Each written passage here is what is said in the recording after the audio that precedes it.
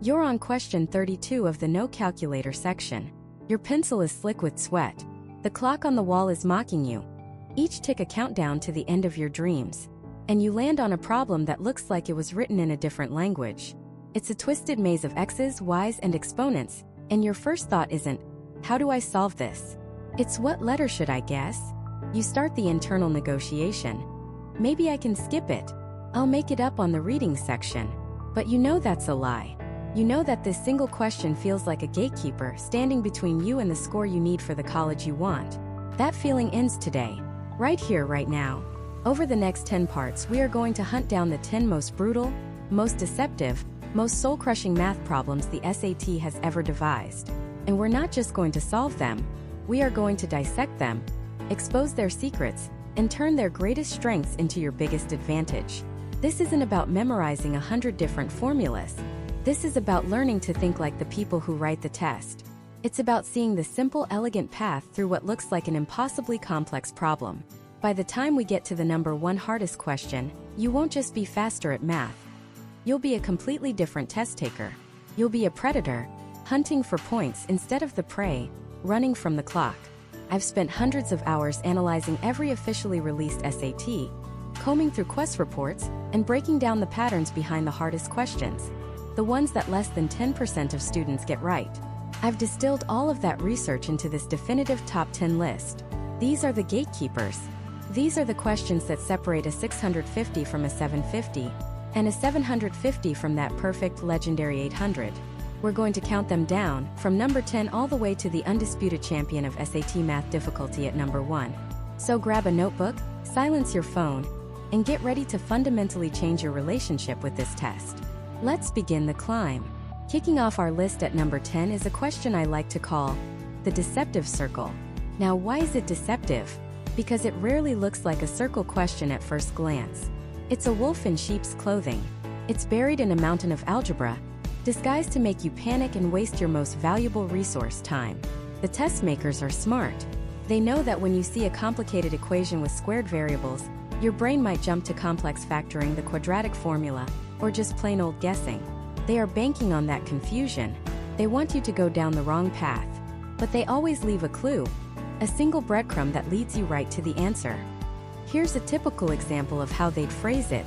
Imagine you see this on your screen. In the xy plane, the equation 2x superscript 2 minus 12x plus 2y superscript 2 plus 20y equals negative 18 represents a circle. What is the radius of the circle? Okay, take a deep breath and look at that thing. 2x superíndice 2, 12x más 2 y superíndice 2 más 20 igual a menos 18. It is ugly. It's messy. It's intimidating. And that's the point. Your first instinct might be to try and factor something or move the 18 over. Maybe you see the 2 in front of the x squared and y squared and think, I should divide by 2. That's a great instinct. But then what? You're left with x superscript 2 6x plus y superscript 2 plus 10y equals minus 9. Still a mess. This is the exact moment where the majority of students get stuck.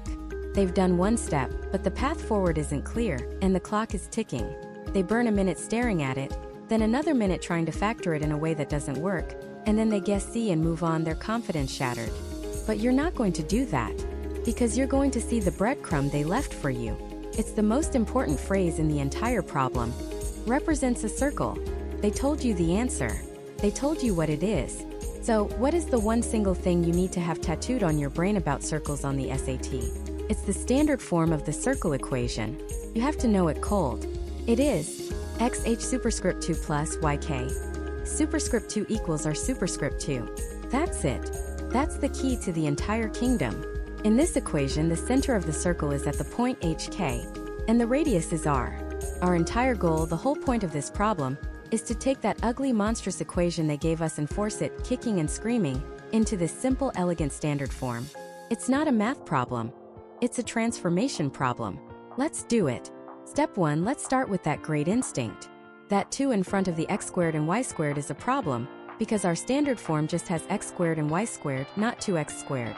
So let's divide every single term in the entire equation by 2. 2x superscript 2 becomes x superscript 2. Dash 12x becomes dash 6x. 2 y superíndice 2 becomes y superíndice 2. Más 20 y becomes más 10y. And on the other side, minus 18 becomes minus 9. Look at that. Our new cleaner equation is x superscript 2 6x plus y superscript 2 plus 10y equals minus 9. Already, it's so much less intimidating. Now for the magic step. The one technique you absolutely need for this kind of problem. It's called completing the square. And it's how we're going to create those perfect xh superscript 2 and yk superscript 2 terms. First, let's group our terms. Put the x's together and the y's together. I'll even leave a little space for the numbers we're about to add. So we have x superscript 2 6x plus y superscript 2 plus 10y equals minus 9. Let's focus on the x's first. X superscript 2 6x.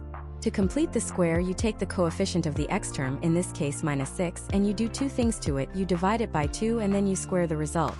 So minus 6 divided by 2 is minus 3. And minus 3 squared is positive 9. That's our magic number for x. We need to add a 9 inside that parenthesis. Now let's do the exact same thing for the y's. Y superscript 2 plus 10y. Take the coefficient 10. Divide it by 2, which gives you 5. Square that result. 5 squared is 25.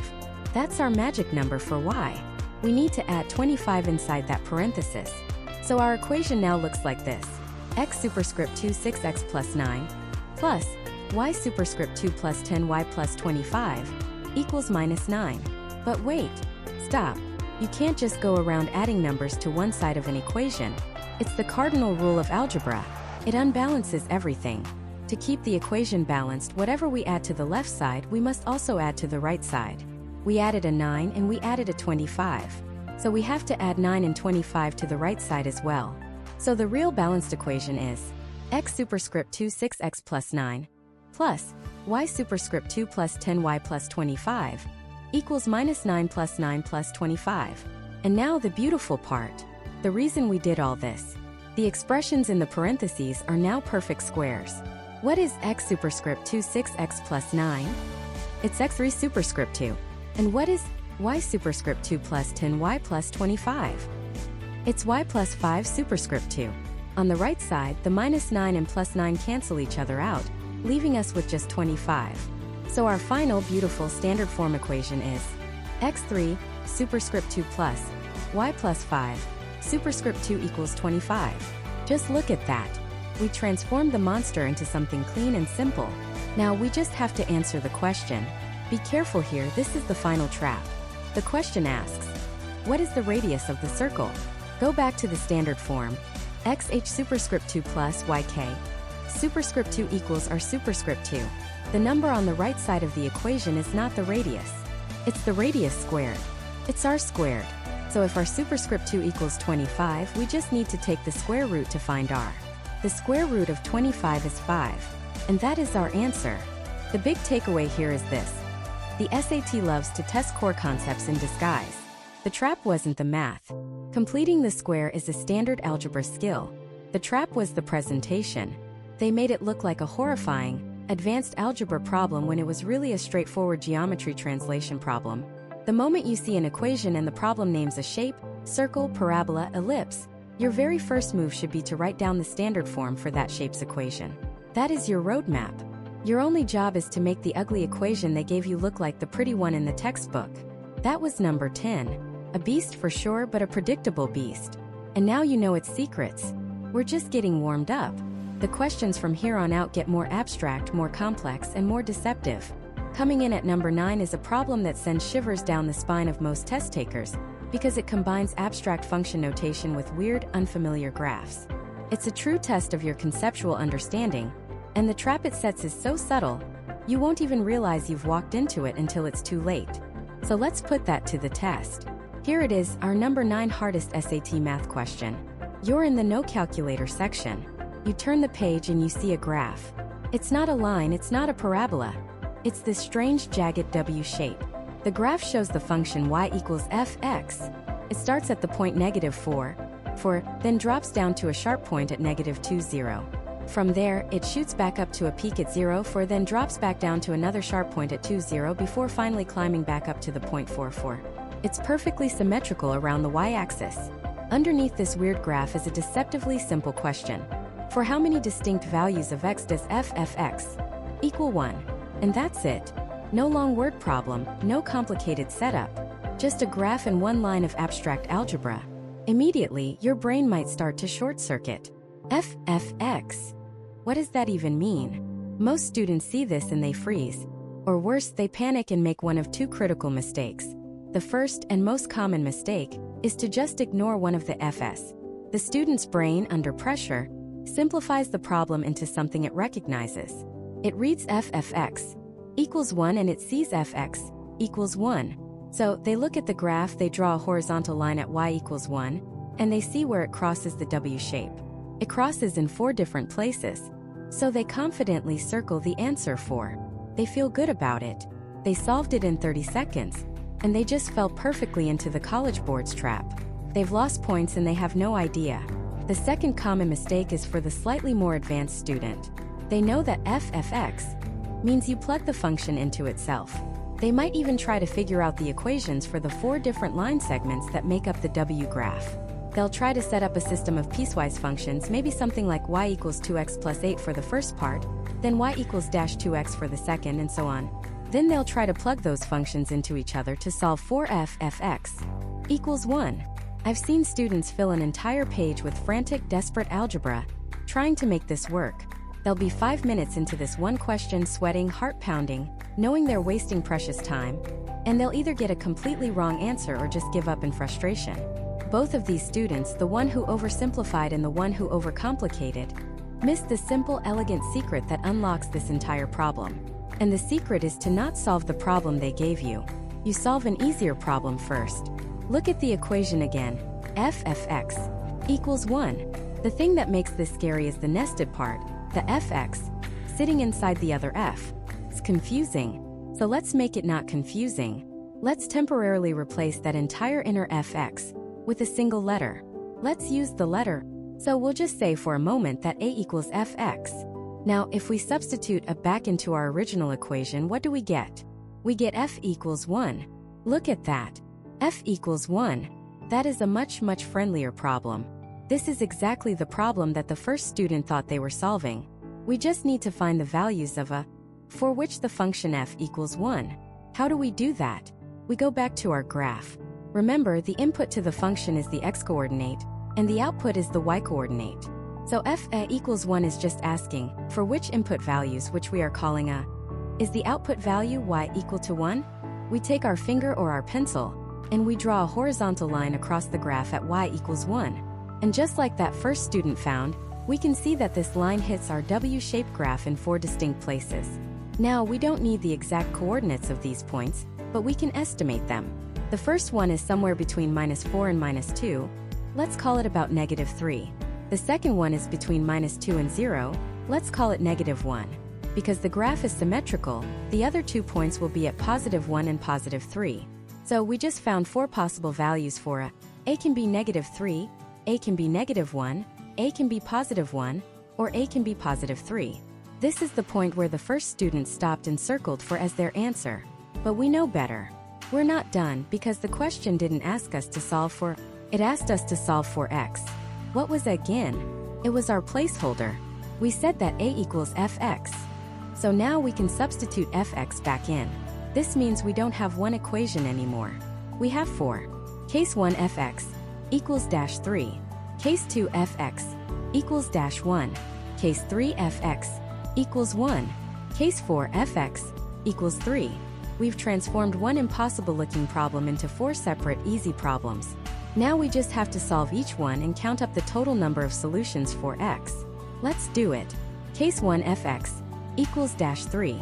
This is asking for how many values of x is the output of the function, the y value equal to -3.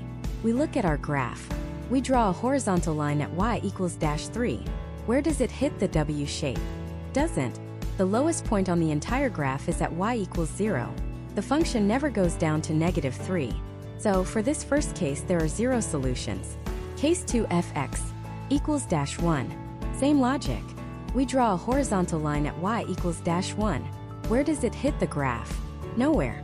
The function never outputs a value of -1. So again, 0 solutions for this case. This is another subtle trap. Some values we found for our placeholder, don't actually lead to any final answers, and that's perfectly okay. Case 3 f(x) equals 1. We need to find the number of x values where the function's output is 1. So we draw our horizontal line at y equals 1. And as we saw before, it hits the graph in 4 distinct places. There's a solution at roughly x equals -3, one at x equals -1, one at x equals 1, and one at x equals 3. So for this case, we get 4 distinct solutions for x. Case 4 fx equals 3. Final one. We draw a horizontal line at y equals 3. We look at our w graph. The peaks of the w are at y equals 4, so a line at y equals 3 will definitely cross it.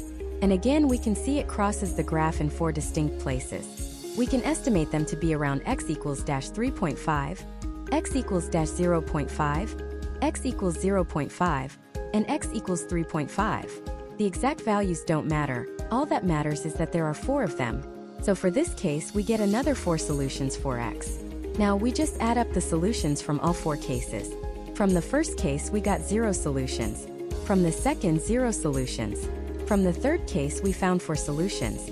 And from the fourth case, we found another 4 solutions. So what's our total? 0 plus 0 plus 4 plus 4 is 8.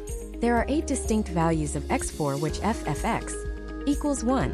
The correct answer is 8. Do you see the beautiful simplicity of that? We didn't need to do any complex algebra. We didn't have to guess or panic. We just had to use a simple substitution to unwrap the problem one layer at a time. This method, which I call the placeholder method, turns the terrifying concept of composite functions into a straightforward, 2-step process. Step 1. Replace the inner function with a placeholder variable, like a. Solve the outer function for all possible values of a. Step 2. Set the inner function equal to each of the values of you just found and solve for x. This is the key. The College Board puts questions like this on the test for a very specific reason. They want to separate the students who have only memorized formulas from the students who truly understand the concepts. A student who only knows y equals mx plus b will see this and have no idea what to do. But a student who understands that fx is just a machine that turns an input x into an output y can use this placeholder logic to break the problem down. They're testing your ability to think methodically and conceptually. They want to know if you can see the structure hidden inside a scary-looking equation. This technique isn't just for this one problem. Anytime you see a nested function on the SAT, whether it's fgx, or hhx, or even something with numbers like fg3, your first instinct should be to work from the inside out. Solve for the inner part first, get a value, and then use that value to solve the outer part. For a problem like ours, you work from the outside in with a placeholder, then solve for the inside part. It's a way of managing complexity, of taking a single multi-layered problem and turning it into a series of simple single-layer problems. And that's a skill that goes far beyond the SAT. But for now, it's the secret to conquering problem number 9. It's a question that's easy to get wrong, but with the right approach, it's also very, very easy to get right. Now, the problem we just solved tested your ability to handle abstract concepts in a graphical way. But the SAT loves to come at you from all angles.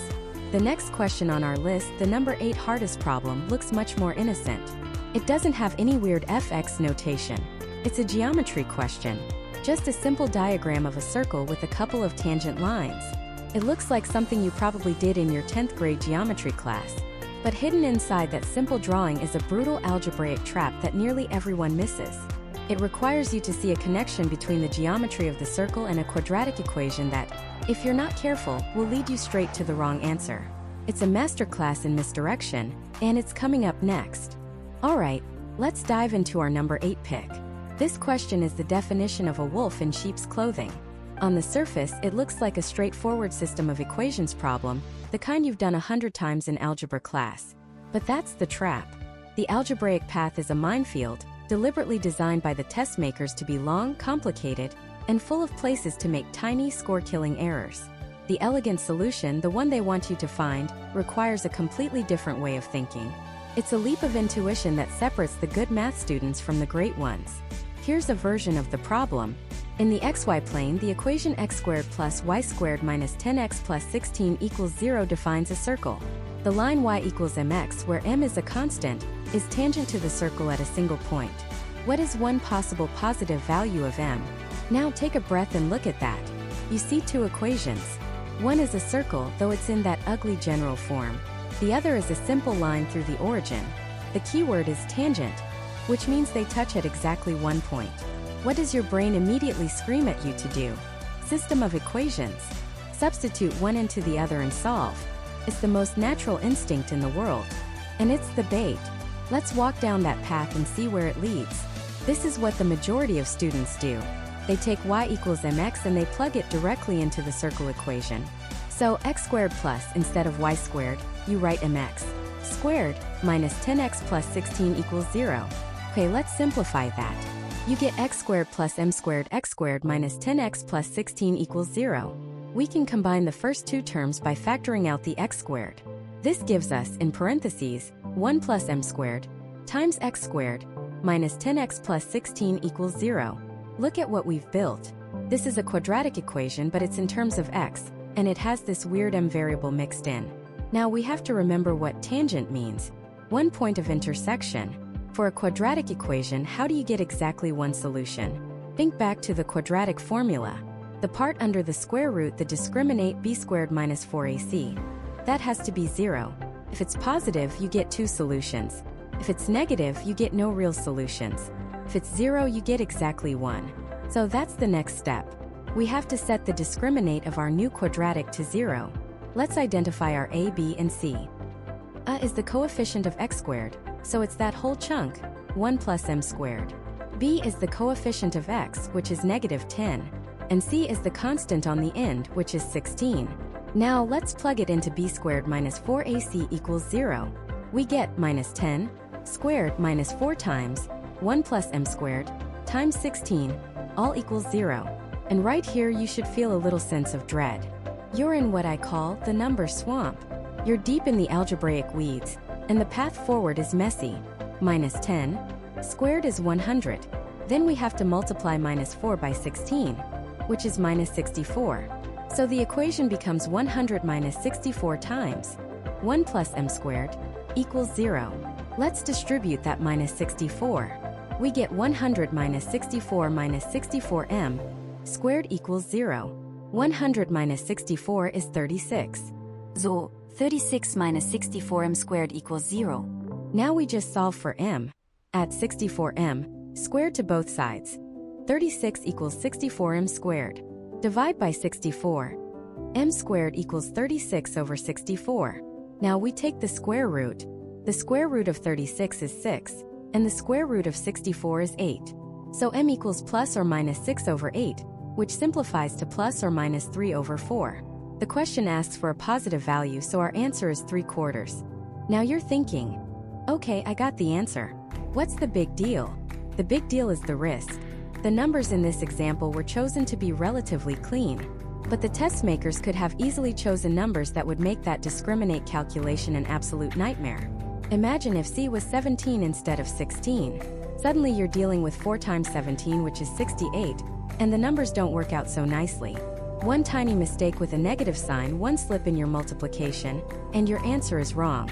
You've wasted 3 minutes in the number swamp and have nothing to show for it. This path works, but it's brittle. It's fragile. It's the path for a human calculator.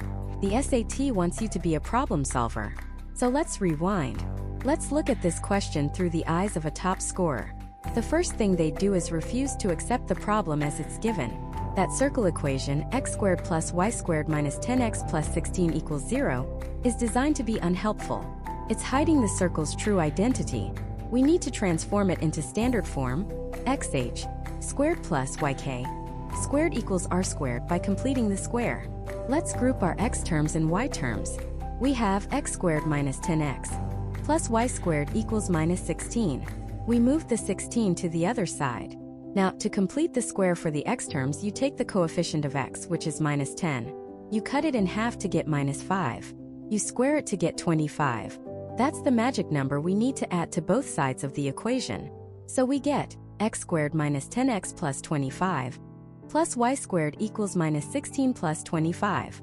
The part in the parentheses is now a perfect square. X minus 5 squared. The y squared is just fine as it is. You can think of it as y minus 0 squared.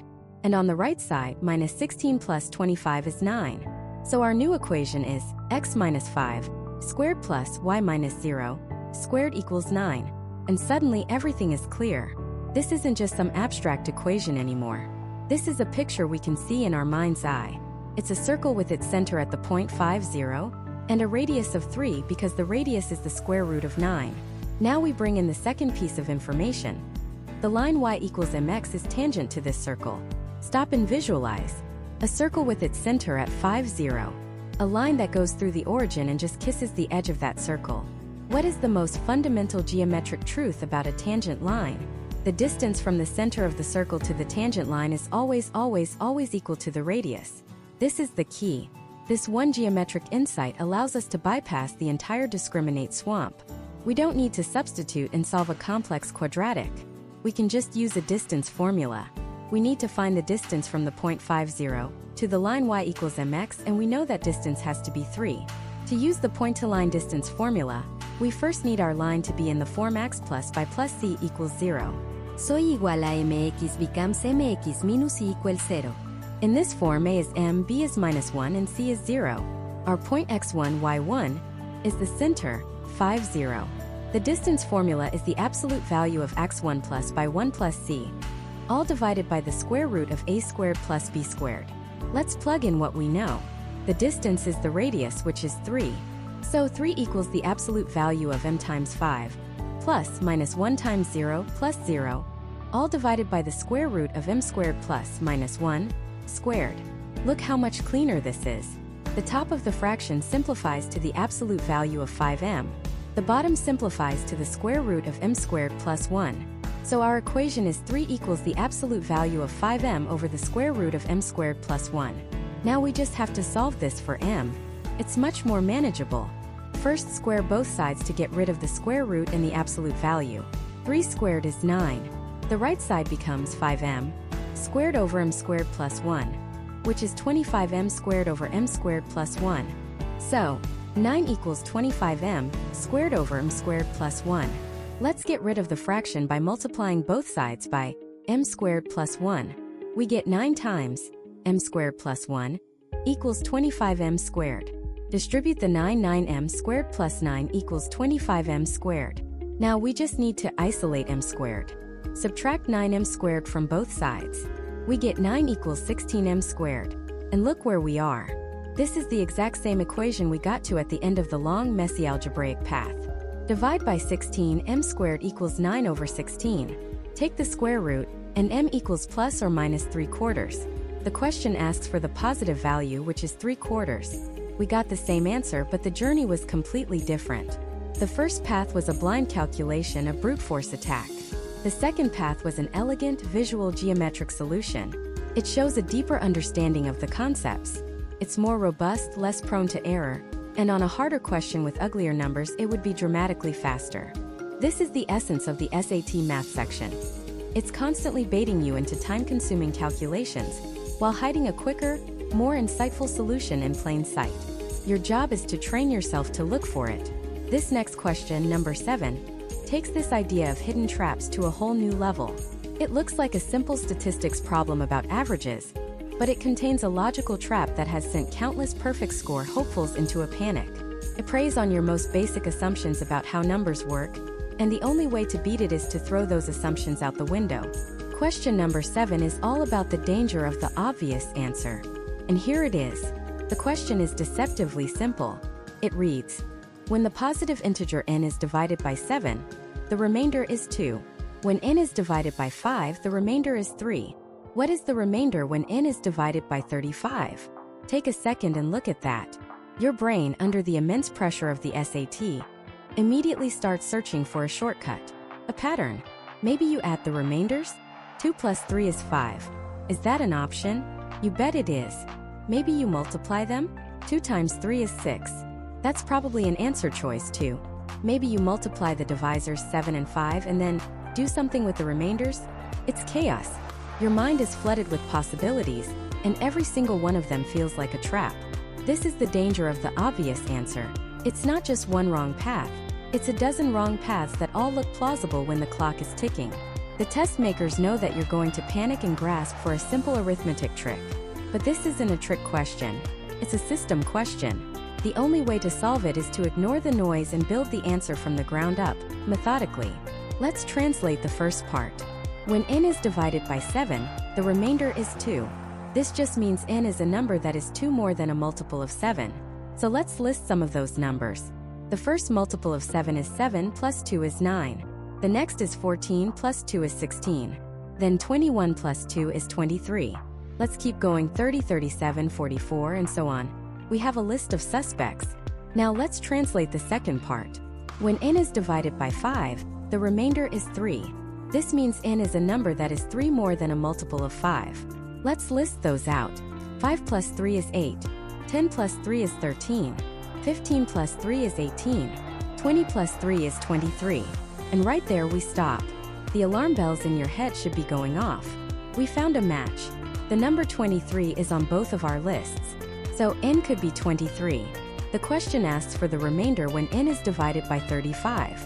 Well, 23 divided by 35 is 0 with a remainder of 23. This is where the most prepared students have a moment of doubt. Is it that simple? Could that be the answer? Or is this a trap, and there's another number that fits both rules but gives a different remainder? This is the final test of your confidence. You have to recognize what's happening. The pattern of numbers that satisfy both conditions will repeat every 35, which is the least common multiple of 7 and 5. The first number was 23. The very next number that will satisfy both conditions is 23 plus 35, which is 58. Let's double check. Is 58 divided by 7, 8 with a remainder of 2? Yes. Is 58 divided by 5, 11 with a remainder of 3? Yes. And what is 58 divided by 35? It is 1 with a remainder of 23. The remainder is always 23. The question wasn't trying to trick you with a complex formula. It was testing whether you would abandon methodical, logical work in favor of a panicked guess. The takeaway here is profound. When you're faced with a problem about rules and conditions, especially with remainders, don't invent a trick. Just list out the possibilities. The pattern will reveal itself, and it will be undeniable. You build your answer on a foundation of stone, not sand. That was the deceiver. Now we move on to number 6. A question I call the shapeshifter. This problem is a master of disguise. It presents itself as one type of math, coaxing you down a long, winding, and treacherous path. But in reality, it's a completely different type of math that has a simple, elegant, and lightning-fast solution. It's a mathematical Trojan horse, and 90% of students don't realize they've been tricked until it's far too late. Here's how it looks. In the xy plane, the graph of the function fx equals x squared minus 8x plus 10 is a parabola. The graph is translated 3 units to the left and 5 units up. If the new function is gx, what is the y-intercept of the graph of gx? The moment you read parabola, translated left and up, your brain switches into geometry mode. You start visualizing the U-shape of the parabola on a graph. You think, okay, I need to figure out where this thing moves. So you decide to find the vertex of the original parabola. You use the formula negative b over 2a, so negative 8 over 2 times 1, which is 4. You plug 4 back into the function to find the y-coordinate of the vertex. 16 minus 32 plus 10 is negative 6. So the original vertex is at 4 minus 6. Now you apply the translation. 3 units to the left means you subtract 3 from the x-coordinate, so 4 becomes 1. 5 units up means you add 5 to the y-coordinate, so negative 6 becomes negative 1. The new vertex is at 1 minus 1. Great. Now you have to rebuild the entire equation for the new parabola gx. Using this new vertex, you write it in vertex form, gx equals x minus 1 squared minus 1. Then you have to expand that. X squared minus 2x plus 1 minus 1. So gx equals x squared minus 2x. Finally, after all that work, you remember the actual question. What is the y-intercept of the graph of gx? The y-intercept is the value when x equals 0. So you plug in 0, and you get 0 squared minus 2 times 0, which is 0. The y-intercept is 0. You got the answer. But you are exhausted. You just spent 3, maybe 4 minutes on a single question, and you made a dozen small calculations, any one of which could have been a mistake. You fell for the disguise. This was never a geometry problem. It was a function transformation problem wearing a geometry costume. The SAT put the words parabola and graph in there to send you down that long scenic route. The fast, direct, and safer way is to ignore the geometry completely and treat it as pure algebra. Let's rewind. The original function is fx. The new function is gx. What is the translation? It's an algebraic rule. A translation 3 units to the left means you replace every single x in the original function with x plus 3. A translation 5 units up means you just add 5 to the very end of the entire function. So the new function gx is simply fx plus 3 plus 5. Let's write that out. Gx equals, and now we take the original function and make the substitutions. Instead of x squared, it's x plus 3 squared. Instead of minus 8x, it's minus 8 times x plus 3. Then you have the plus 10. And finally, for the upward shift, you tack on a plus 5 at the very end. That's the equation for gx. It looks messy, right? But what does the question actually want? The y-intercept. And what is the y-intercept? It's just the value of the function when x equals 0. It's g0. So let's plug 0 into that expression for gx, without simplifying anything. G0 égale 0 plus 3 squared minus 8 times 0 plus 3 plus 10 plus 5. Let's do the math. 3 squared is 9. Minus 8 times 3 is minus 24. Then plus 10 plus 5. So we have 9 minus 24, which is negative 15. Negative 15 plus 10 is negative 5. And negative 5 plus 5 is 0. Done. In less than a minute. No finding the vertex. No rebuilding an equation. No multi-step geometric journey. We just applied the algebraic rules of transformation and solved for the one specific value we needed. We saw through the disguise and found the simple algebraic skeleton underneath. This is a critical SAT skill. Identifying the true mathematical concept being tested, even when it's wrapped in the language of another. The difference between these two methods is the difference between a 700 and a perfect 800. It's about seeing the matrix. The test makers will constantly try to trick you into taking the long way. Your job is to recognize the true nature of the problem and take the most direct path to the solution. We've seen a question that preys on panic and one that wears a clever disguise. But the question at number 5 is a different beast entirely. It doesn't hide. It doesn't deceive. It stands in front of you, a towering monster of a problem, combining concepts that you've never thought to combine before. It's a question designed not just to test your knowledge, but to test your courage. And it's where many students simply give up. But you're not going to give up. Because today, we're not just going to face the monster. We're going to dissect it, learn its anatomy, and turn its own strength against it. This next question, our number 5, is a masterpiece of deception. It presents itself as one kind of problem, a horrifying algebra problem, but it has a secret identity. It has a hidden weakness, a single vulnerability that once you see it, makes the entire structure collapse. Imagine this on your test booklet. In the xy plane, a circle has the equation x8 squared plus y6 squared equals 25. A line, which we'll call line L, is tangent to the circle at a specific point P with coordinates 4, 9.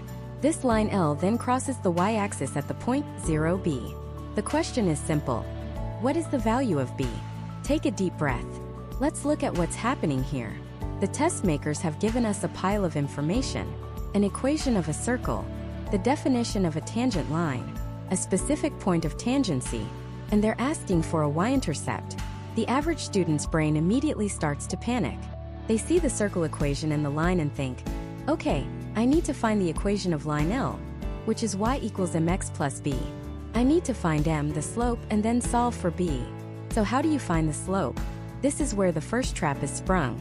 Many students think they need to use the circle equation somehow.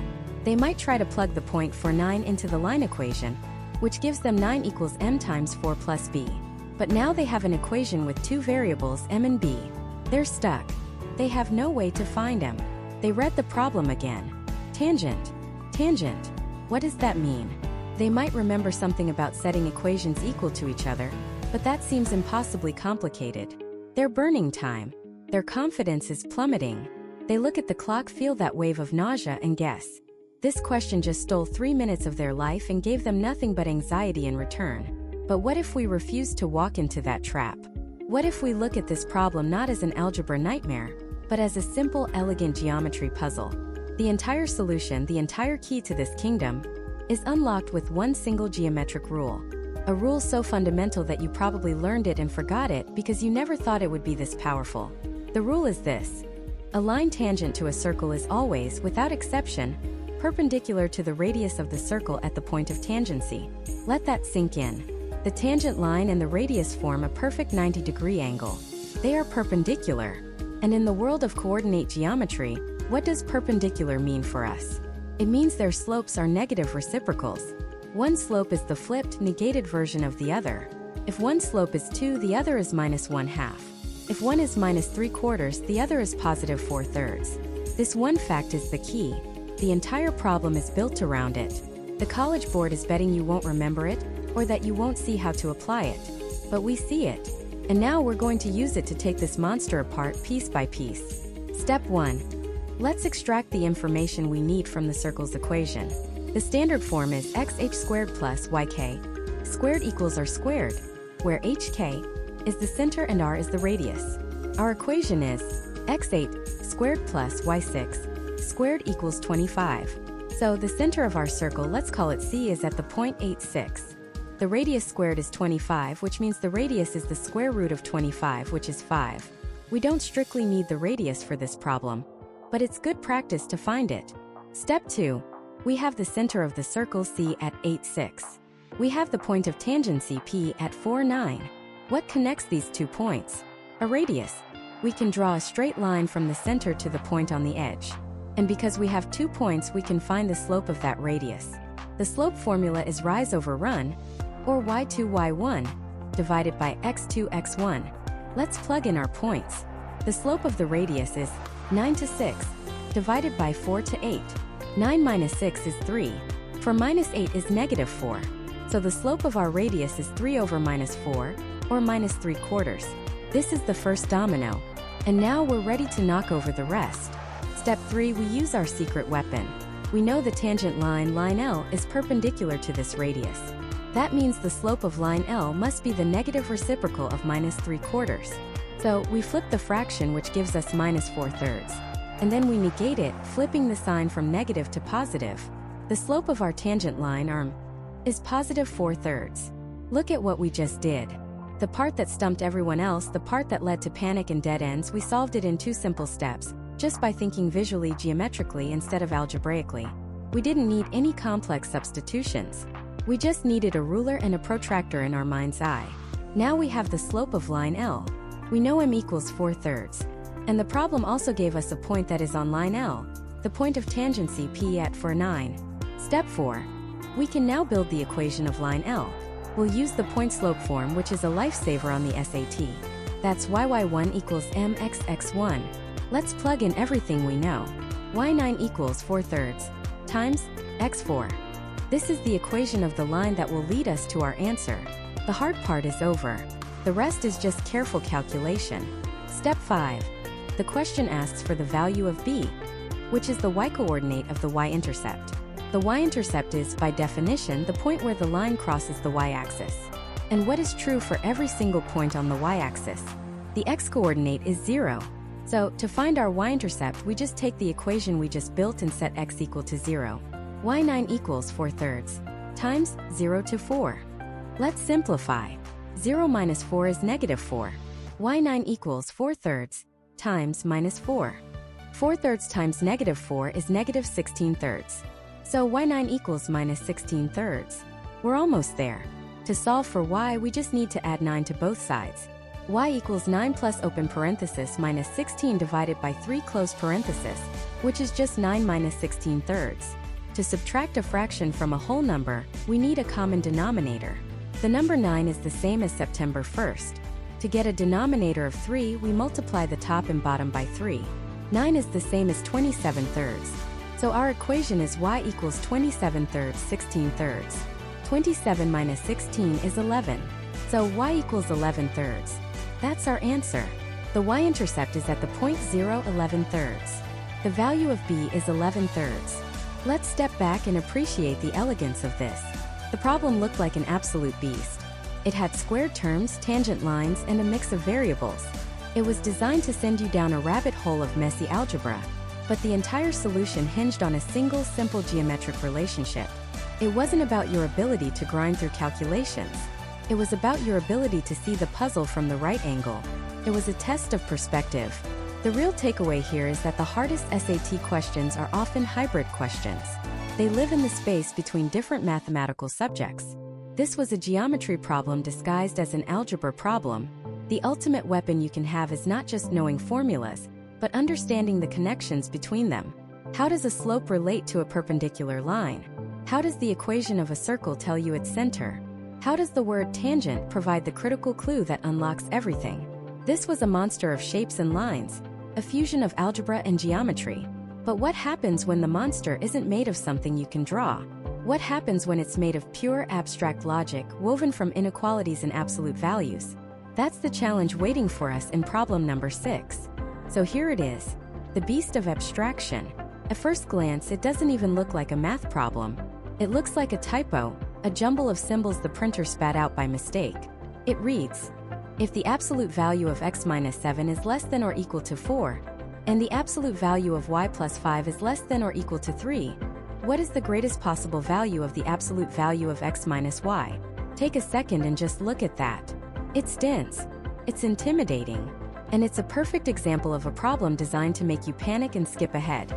Your brain sees the absolute value bars, the inequality signs, the x and the y all mixed together, and it just wants to shut down. But we are not going to let it. Because this monster, like all the others, has a weakness. Its weakness is that it isn't one big, scary problem. It's actually 3 small, simple puzzles in a trench coat pretending to be a giant. Our job is to pull that trench coat off. Let's start with the first puzzle. The absolute value of x minus 7 is less than or equal to 4. What does that even mean in plain English? The absolute value is just a fancy word for distance from 0. But here's an even better way to think about it. x7 means the distance between the number x and the number 7. So, this first clue is telling us that the distance between x and 7 on a number line has to be 4 units or less. Picture it. Here's a number line. And right here at position 7 is a home base. Our number x is a little explorer who's on a leash tied to that home base. The leash is exactly 4 units long. How far can our explorer x wander? Well, he can go 4 units to the right, which would take him from 7 up to 11. Or, he can go 4 units to the left, which would take him from 7 down to 3. He can be anywhere in that zone, but he can't go past those boundaries. That's his entire world. Now let's prove it with algebra. The rule for this type of inequality, a less than or equal to b, is that you can rewrite it as b less than or equal to a less than or equal to b. You trap the inside expression between the negative and positive versions of the number on the other side. So, x7 less than or equal to 4 becomes dash 4 less than or equal to x7 less than or equal to 4. Our goal is to get x all by itself in the middle. It's trapped in there with a minus 7. To free it, we have to do the opposite. Add 7. But because it's a 3-part inequality, we have to be fair. We have to add 7 to all 3 parts. So, negative 4 plus 7 on the left gives us 3. X minus 7 plus 7 in the middle just gives us x. And 4 plus 7 on the right gives us 11. And there it is. 3 is less than or equal to x, which is less than or equal to 11. Just like our leash analogy, the math shows that x lives in a very specific neighborhood on the number line, the closed interval from 3 to 11. That's puzzle number 1 solved. We've defined x's territory. Now for puzzle number 2, the y creature. The absolute value of y plus 5 is less than or equal to 3. This looks almost the same, but there's a subtle nasty trap hiding in plain sight. That plus sign. Remember, our definition was that AB is the distance between A and B. We have a plus sign, but we're smarter than that. We know that adding a positive number is the same as subtracting a negative number. So y plus 5 is really y minus 5. Aha! So the expression y minus 5 less than or equal to 3 is telling us that the distance between y and negative 5 is 3 units or less. The home base for y isn't at 5, it's at minus 5. That's a critical difference. So from this new home base at minus 5, our y-explorer can wander 3 units to the right, which takes it to minus 2. Or it can wander 3 units to the left, which takes it down to minus 8. Let's prove it with the algebra again. We trap y plus 5 between minus 3 and 3. So dash 3 less than or equal to y plus 5 less than or equal to 3. To get y alone, we need to get rid of that plus 5. We do the opposite. Subtract 5 from all 3 parts. On the left, -3 minus 5 is -8. In the middle, y. On the right, 3 minus 5 is -2. And we get -8 less than or equal to y less than or equal to -2. Y's territory is the interval from -8 to -2. Puzzle number 2 is done.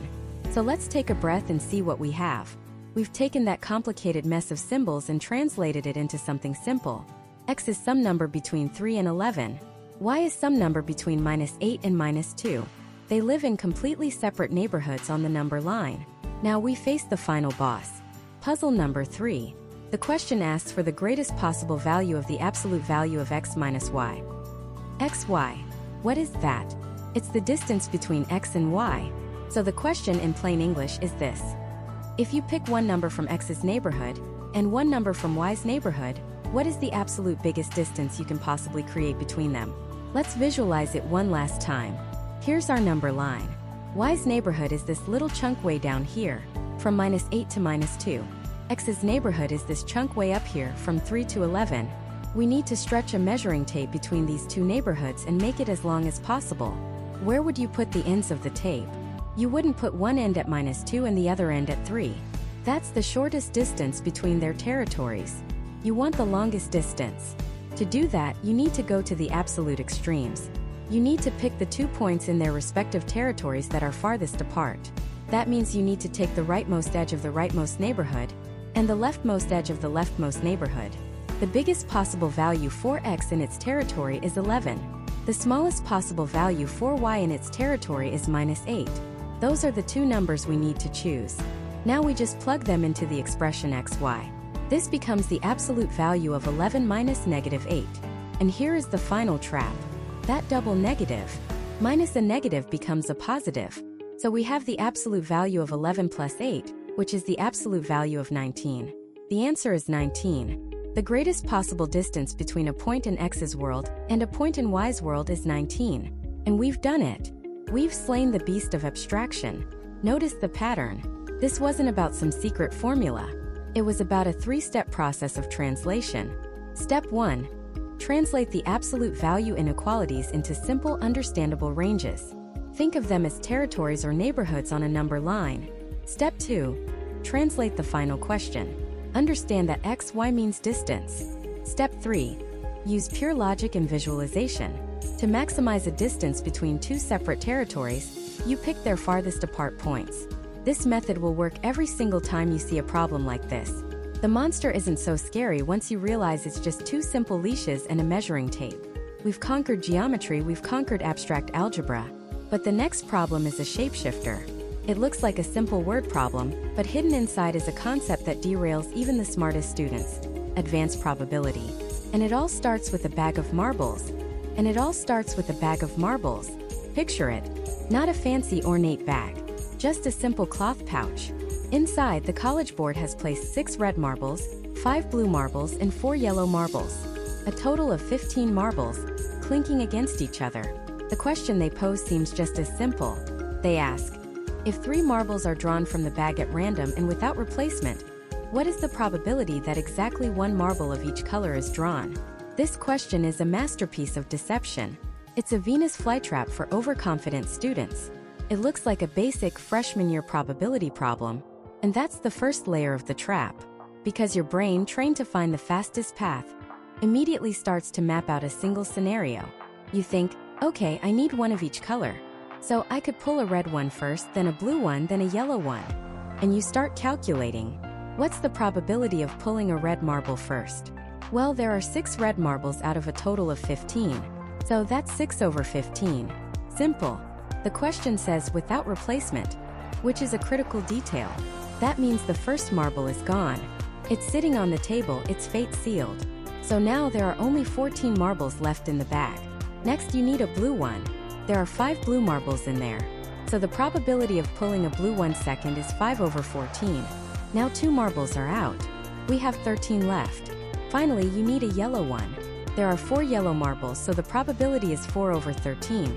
To find the probability of this entire sequence, red then blue then yellow, you multiply these fractions together. 6 over 15 times 5 over 14 times 4 over 13. Let's do the math.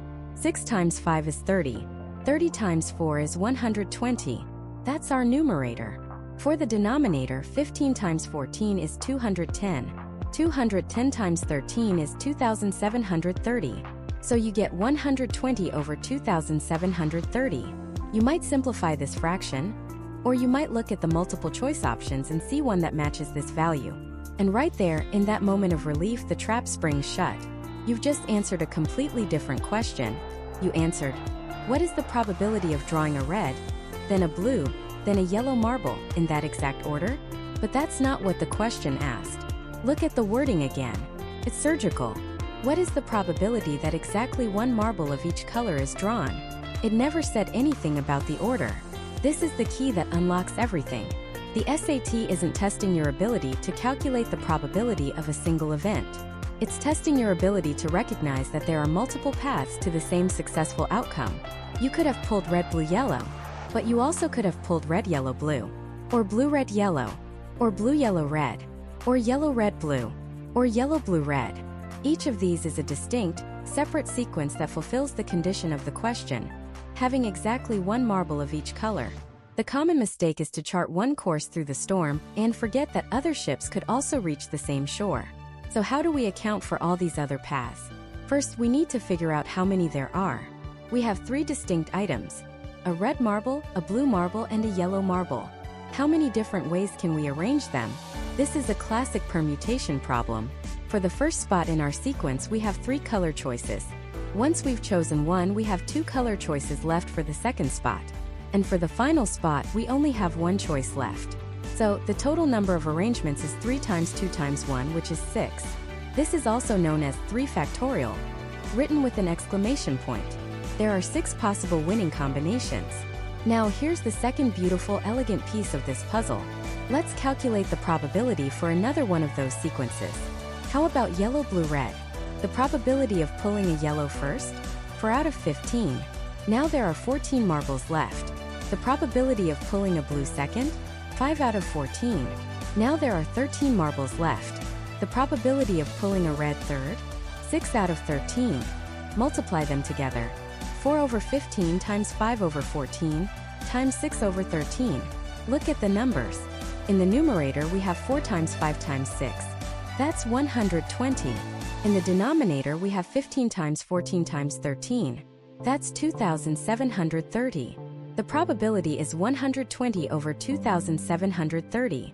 It's the exact same probability as our first red, blue, yellow sequence. The numbers in the numerator and denominator are just shuffled around, but the final product is identical. This will be true for all 6 of the successful sequences. Each one has the exact same individual probability of happening. So, the logic is this: we have 6 different ways to win, and each of those ways has a probability of 120 over 2,730. Since any of these sequences results in a success, we can add their probabilities together. Or, since they're all the same, we can just take the probability of one sequence and multiply it by the number of sequences. We take our original probability for one path, 120 over 2,730, and we multiply it by 6 for the 6 possible paths. 6 times 120 is 720. So our total probability is 720 over 2,730. This is our real answer. Now all we have to do is simplify it. Both numbers end in a 0, so we can immediately divide both by 10. That gives us 72 over 273. This is where knowing your divisibility rules comes in handy. To check if a number is divisible by 3, you add up its digits. 472, 7 plus 2 is 9. Since 9 is divisible by 3, so is 72. 4 273. 2 plus 7 plus 3 is 12. Since 12 is divisible by 3, so is 273. Let's divide both by 3. 72 divided by 3 is 24. 273 divided by 3 is 91. So we have 24 over 91. Can we simplify this further? Well, 91 is a tricky number. It's not prime. It's 7 times 13. Since 24 is not divisible by 7 or 13, this is our final simplified answer. The probability of pulling exactly one marble of each color is 24 out of 91. This problem isn't just about marbles. It's a profound lesson in problem solving. Teaches you to question your first impulse. It forces you to read every single word of the question and ask, what are they really asking me? What assumptions am I making? The difference between a good score and a great score on the SAT is often the ability to spot these hidden layers, to see that the path you're on isn't the only one that exists. They created a question where the most intuitive approach leads you to an answer that is exactly 1/6 of the correct value. Knowing that thousands of students would fall for it, we've mapped the future with probability, but our next challenge isn't about chance. It's about certainty. It's a geometry problem so twisted, it looks like it was drawn by M.C. Escher. And the secret to solving it is hidden in a single invisible line. Behold problem number 3. In a quarter circle with a radius of 10, a square is inscribed. One vertex of the square rests at the center of the circle, where the two straight edges meet. The opposite vertex rests on the curved arc of the circle. The question is simple. What is the area of the square? Take a second to look at it in your mind's eye. A perfect quarter pizza slice, with a square box nestled perfectly inside. Seems so simple, so clean. And yet, this problem is a minefield. The average student's journey through this question is a masterclass in frustration. Their first instinct, and maybe yours too, is to find the side length of the square. Let's call it S. You need the area, which is S squared. So you just need to find S. Easy, right? But how? You look at the diagram. You see the right angles of the square. You see the right angle of the quarter circle's corner. Your brain is screaming geometry formulas at you. Pythagorean theorem. But for that, you need a right triangle where you know two of the sides. You can see a triangle made by the sides of the square, but you only know their S and S. You don't know the third side, the diagonal. You're stuck. Maybe you tried trigonometry. You see all those right angles. But what are the other angles? You don't know them. You can't use sine, cosine, or tangent without an angle. Another dead end. The beautiful, simple drawing starts to feel like a prison. The lines that define the shapes become the bars of your cell. You know the answer is right there, staring you in the face, but you can't see the way through. You might even be tempted to guess. The radius is 10, so the area is 100. Maybe the square is half that? 50? Maybe it's 3/4? 75? This is the path to a wrong answer. But remember what I said? The secret is a single invisible line. The College Board is famous for this. They present you with a diagram that is technically complete, but psychologically incomplete. They leave out the one line that connects everything. They are testing whether you are a passive observer of the problem or an active participant in the solution. Right now, we are going to be active. We are going to draw the line. Take your finger and trace it in the air. Start at the corner of the square that's in the center of the circle. Now draw a straight line diagonally across the square to the opposite corner, the one resting on the arc of the circle. You've just drawn the diagonal of the square. Now stop and ask yourself, what is that line we just drew? Yes, it's the diagonal of the square. But it's something else too. It starts at the center of the circle and ends on the edge of the circle. My friends, that line is also the radius. This is the moment the entire problem cracks wide open. The diagonal of the square is the radius of the circle. These are not two different things, they are the exact same line segment. And we know the length of the radius. The problem told us. It's 10. So the diagonal of the square is 10. Suddenly we have everything we need.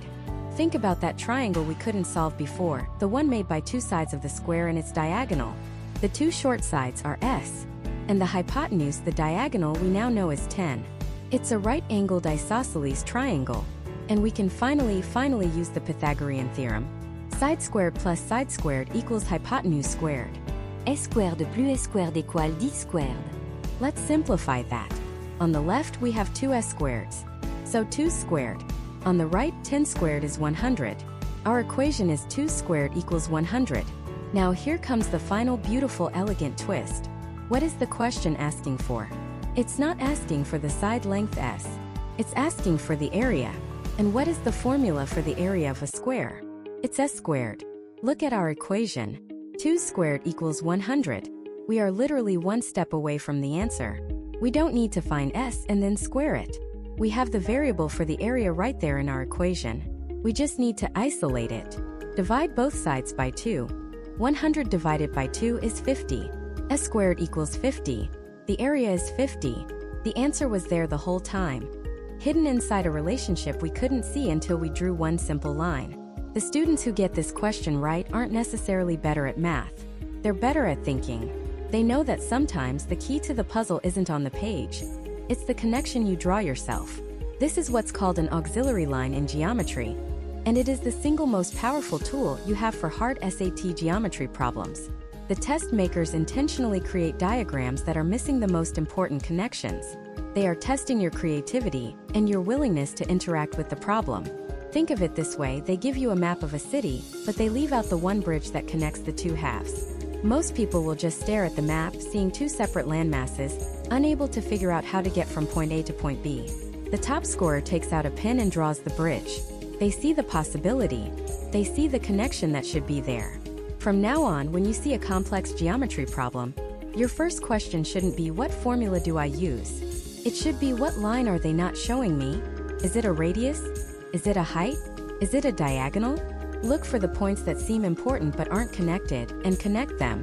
You will be astonished at how many impossible-looking problems dissolve into simple algebra once you draw that one critical invisible line. We've mapped the hidden lines of space and found our certainty. We used a single line to bring order to a confusing shape.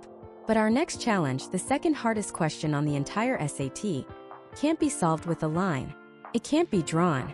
It exists in the world of pure algebra, a world of abstract rules and functions. It's a problem that seems to break the rules of math themselves, and it has a trap so subtle, so brilliant, that it makes a mockery of even the most prepared students. We're about to enter the twilight zone of algebra, and the only thing that can save us is a ruthless devotion to the definition of a function. This is it, the question that separates the great from the legendary, the problem that isn't just a math question. It's a test of your very perception of reality. Here it is in all its deceptive glory. Let the function f be defined by fx equals x squared c squared / xc, where c is a non-zero constant. The graph of y equals fx. In the xy plane is a line. What is the y-coordinate of the hole in the graph? Take a second. Let it sink in. It almost looks friendly, doesn't it? Your brain, trained by years of algebra, immediately screams one thing: difference of squares. It's a Pavlovian response. You see x squared minus c squared, and your hand is already moving. You factor the numerator. X caret 2c caret 2 becomes xc, x plus c. Beautiful.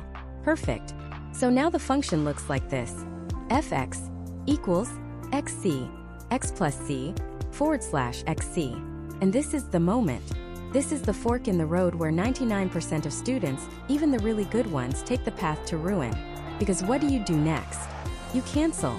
It's the most natural thing in the world. You see xc on the top, xc on the bottom.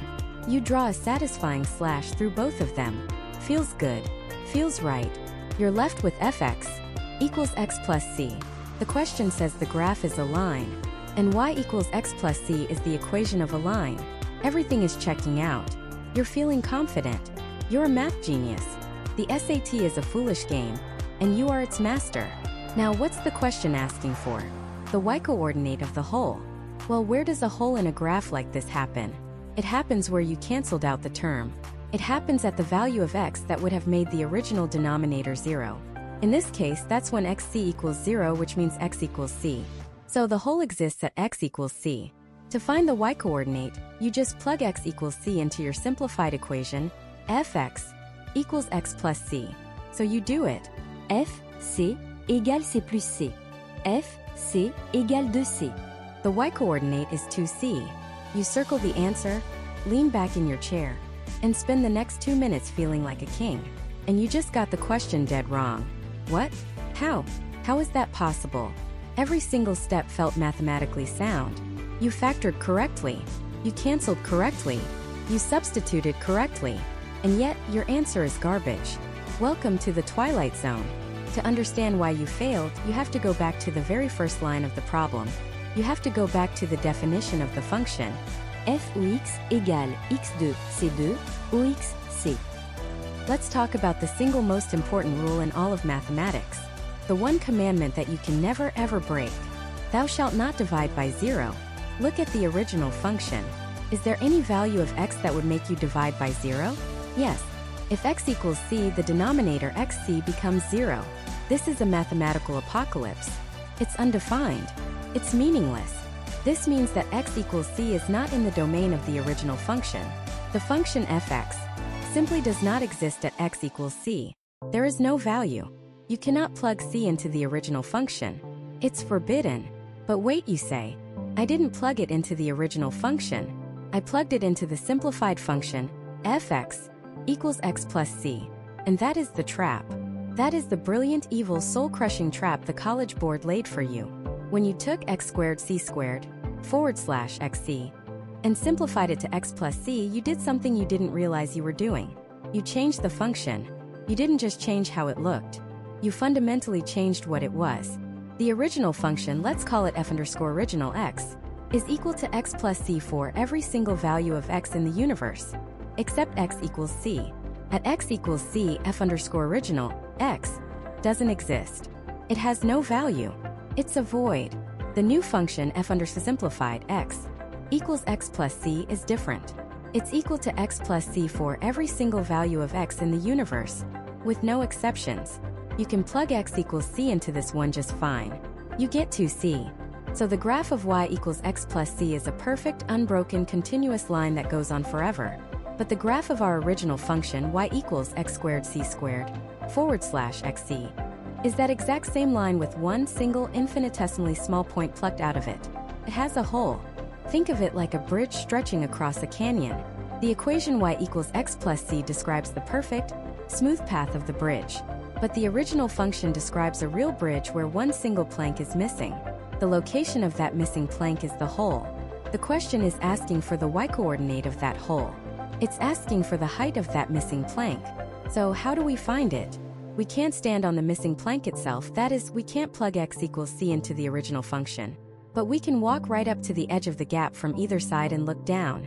The height of the bridge on either side of the gap is the height where the plank should be. Mathematically, this means we can use our simplified function, the one that fills in the hole, to find the coordinates of that hole. The simplified function y equals x plus c tells us the path of the entire line, including the missing point. The hole occurs at the x value that was forbidden in the original function, x equals c. To find the y-coordinate of this location, we plug x equals c into the equation of the line that the function follows everywhere else. Y equals x plus c. The y-coordinate is c plus c, which equals 2c. Hold on, you're screaming. That's the same answer I got before. You said 2c was wrong. And this is the final mind-bending twist. The numerical answer 2c is correct. But the reason you got it was completely wrong. You stumbled into the right answer for the wrong reason, and on a different version of this question, that flawed logic would have led you straight off a cliff. You thought you were evaluating FC. You weren't. You can't. FC is undefined. What you were actually doing was finding the limit of the function as x approaches c. You were finding the y value that the graph gets infinitely close to from both sides of the hole. This question isn't testing your ability to factor. It's not testing your ability to cancel terms. It's testing whether you understand the very essence of what a function is. A set of rules, and just as importantly, a set of limitations called a domain. It punishes students who perform steps by rote memory without understanding the why behind them. It's a conceptual bear trap, and the answer 2c is the cheese.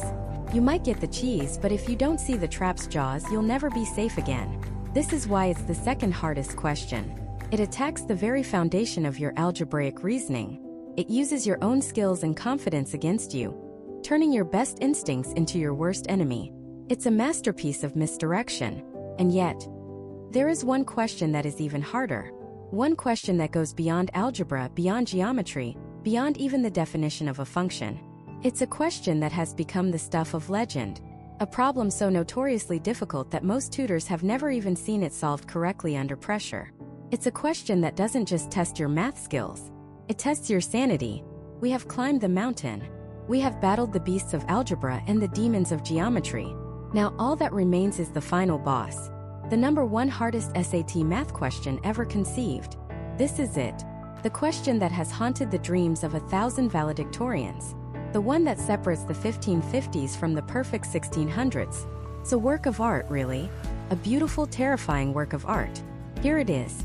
A circle in the xy plane is in the first quadrant. It is tangent to the x-axis, tangent to the y-axis, and tangent to the line 3x plus 4y equals 12. What is the radius of the circle? Take a second. Just look at it. Let the dread wash over you. It's okay. That's the intended effect. This question is designed to make you panic. There are no numbers to plug in, no simple equation to solve. It's just concepts, a circle, tangent lines, an equation, and you have to somehow pull a number, the radius, out of thin air. So where does your brain go first? If you're like 99% of students, you start trying to visualize it. You sketch a little graph. You draw the x and y axis. You draw the line 3x plus 4y equals 12. You can find the intercepts pretty easily, right? If x is 0 for y is 12, so y is 3. If y is 0, 3x is 12, so x is 4. So you have a line cutting through the y-axis at 3 and the x-axis at 4. You formed a little triangle in the first quadrant. And somewhere tucked into that corner is a perfect little circle, just kissing the x-axis, just kissing the y-axis, and just kissing that diagonal line. Now what? Your brain starts scrambling for formulas. Equation of a circle? That's open parenthesis x minus h close parenthesis squared plus open parenthesis y minus k close parenthesis squared equals r squared. Okay, but what are h, k, and r? We need to find r. We seem to have 3 unknowns. This feels like a dead end. What about the points of tangency? Maybe we can find the exact coordinate where the circle touches the line. That seems impossibly complicated. You need calculus for that, and this is the SAT. There has to be a simpler way. You're burning time. The clock is ticking. The panic starts to set in. You feel your confidence draining away. This is the test maker's trap. They want you to go down this rabbit hole. They want you to get lost in the complexity, give up, and guess. But we are not going to do that. We are going to take a deep breath, look at the problem again, and find the secret. Because there's always a secret. The SAT doesn't test your ability to do calculus. It tests your ability to see the pattern, to find the hidden clue that unravels the entire thing. What is the most important piece of information they gave us? It's not the equation of the line. It's this. The circle is tangent to the x-axis and the y-axis in the first quadrant. Think about what that actually means. If a circle is touching the x-axis, the distance from its center to the x-axis is the radius, and the distance from a point to the x-axis is just its y-coordinate. So the y-coordinate of the center is r.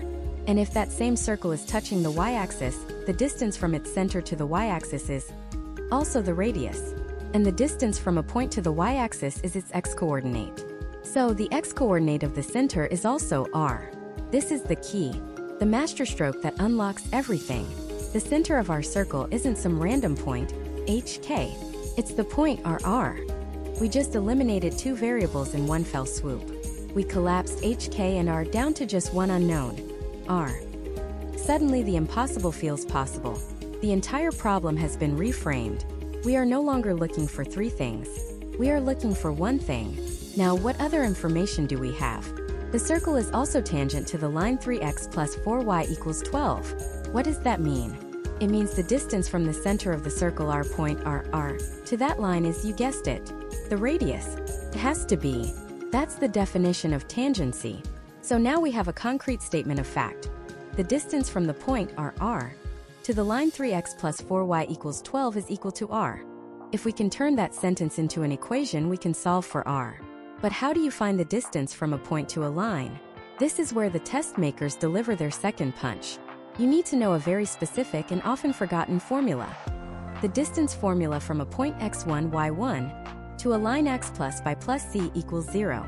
The formula is distance equals the absolute value of x1 plus by 1 plus c divided by the square root of s squared plus b squared. It looks monstrous, I know, but it's one of those tools that, when you need it, is the only tool that will work. And the top scorers? They have this tool in their back pocket. Let's break it down. Our line is 3x plus 4y equals 12. First, we need to get it into the form x plus by plus c equals 0. That's easy. 3x plus 4y minus 12 is equal to 0. So a is 3, b is 4, and c is minus 12. Our point x1, y1 is the center of the circle, which we brilliantly figured out is r. So x1 is r and y1 is r. Now we plug everything into that monster formula. The distance, which we know is r, equals the absolute value of asterisk x1 plus b asterisk y1 plus c on top. So that's 3 times r plus 4 times r plus minus 12. And on the bottom we have the square root of s squared plus b squared. So that's the square root of 3 squared plus 4 squared. Let's simplify. On top, we have the absolute value of 3r plus 4r minus 12. which is the absolute value of 7r12. On the bottom we have the square root of 9 plus 16, which is the square root of 25. And the square root of 25 is just 5. Look what we have now. Our terrifying conceptual geometry problem has been transformed into a single beautiful algebraic equation. R equals 7r12/5. This is it. We're in the end game. Let's solve for r. Multiply both sides by 5. 5r equals 7r12. Now, how do we handle the absolute value? Remember, when you have an equation with an absolute value, you have to split it into two separate possibilities. Possibility 1, the stuff inside is positive, so 5r equals 7r12.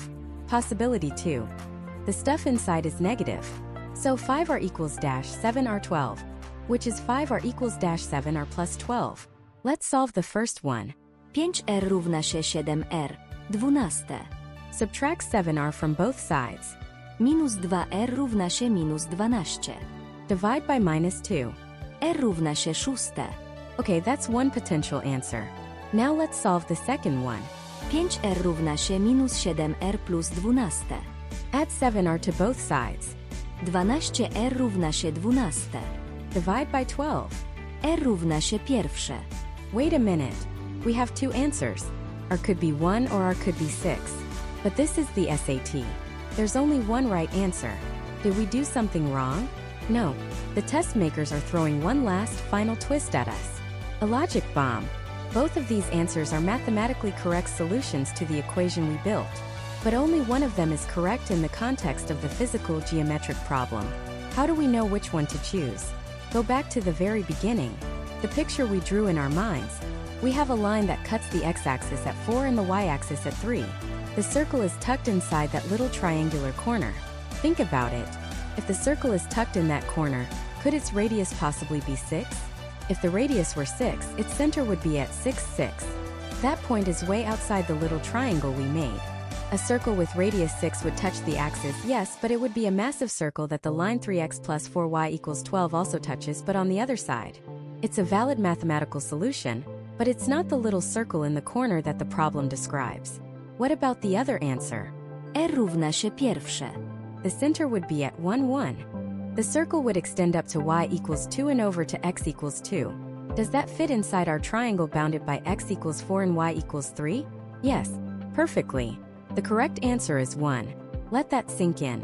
We solved it. But look at the journey we took. This question wasn't about one skill. It was a symphony of skills. First, it tested our ability to translate words into a picture. Second, it tested a key piece of conceptual knowledge, that a circle tangent to both axes has a center at r. That was the creative leap.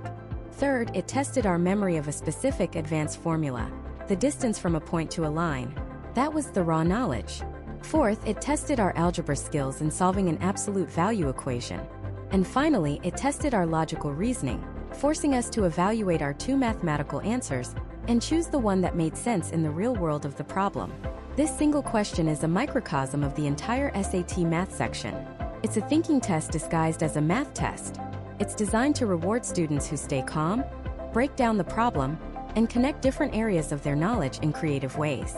It's not about being a human calculator. It's about being a mathematical detective. And now you've seen the absolute worst it can throw at you. You've faced the final boss and you know the strategy. You know that every hard problem has a hidden key, a simple insight that cracks the whole thing wide open. Your job isn't to be intimidated by the noise. It's to find the signal. You've made it through the top 10 hardest questions. You've seen the traps, you've learned the secrets, and you've armed yourself with the strategies to conquer them. The SAT is not an unbeatable monster. It's a puzzle. And now you have the tools to solve it. Go out there and get the score you deserve.